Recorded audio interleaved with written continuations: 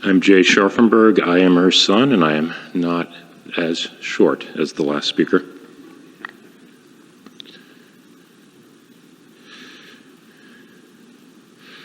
It was November 2021.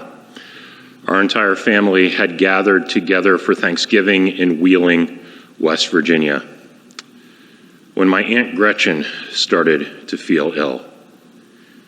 And then my cousin's wife, Christy, then my cousin Josh, then my Uncle Joe, and then my sister. And what was supposed to be a Thanksgiving Day food super spread became a Thanksgiving Day COVID super spreader. Now, from March 2020 on, I had been praying, "Dear God, please don't let my mom get COVID." And now she was going to have to drive from Wheeling, West Virginia to Hilton Head Island with my sister, who was sick with COVID. Ordinarily, I just would have told my mom, shove Vanessa in the trunk, drive the 12 hours yourself, and that way you'll be social distanced. But she was at that age in her life where she needed Vanessa to do the driving. And so she gets home. She takes the COVID test. Negative. She takes it again. Negative. She never got COVID. And it was then that I realized that God had answered my prayer by giving my mom superpowers. But as with all heroes, she did have her kryptonite. Sadly, in August, she was diagnosed with a rare form of pancreatic cancer. This led to many months of us running back and forth to get blood transfusions that would take her from being very weak to weak. And finally, it ended this holiday season where Christmas became not about what we're giving or what we're getting, but who we had lost. But though she is not with us, her heroic deeds live on. When my sister was 18 years old, she became very sick, so much so that the doctors said she only had a 50% survival rate. She was taken up to MUSC in Charleston, and my mother was by her side 6 weeks straight in Charleston, caring for her through that very difficult time. And later, when my dad was dying of cancer, she cared for him as well, as I watched this very strong, independent man become so reliant on the strength of my mother, and she was very strong. And after my father died, she became a deaconess of this church and was involved in many activities in the community. But one that really, I think, touches all of our hearts is the story of Ike.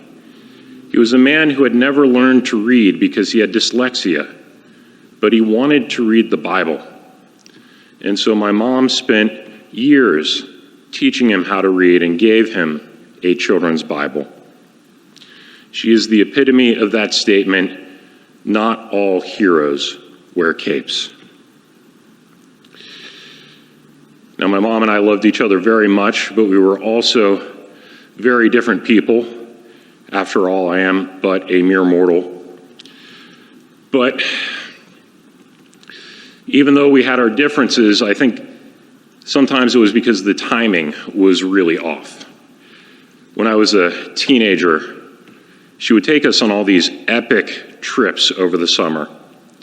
And so one summer, she took us on this month-long trip to Europe. We took a bus throughout all of Europe. We were in England, we were in France, we were in Germany, Switzerland, Austria, and Italy.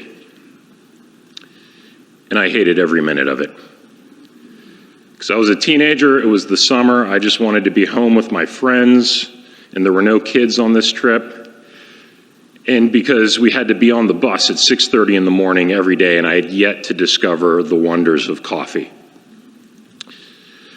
But now I look back on that trip and I'm like, man, talk about throwing pearls to swine. I would love to go on that trip again.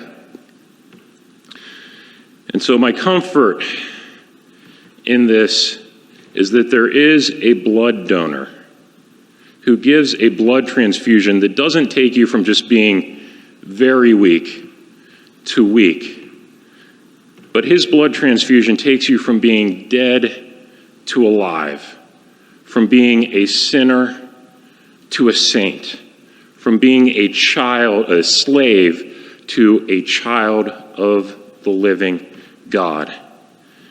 And this hero does not wear a cape. He wears a crown of thorns. And so my hope is that someday I will get to go on that trip again with my mother. We'll be able to go to Scotland looking for the Loch Ness Monster again. We'll be able to go to Paris and eat croissants outside the Eiffel Tower again. We'll be able to go to Venice and take a gondola ride again. And we'll be able to go to the Colosseum in Rome and eat gelato and not have to worry about the calories, because it is the new heavens and the new earth.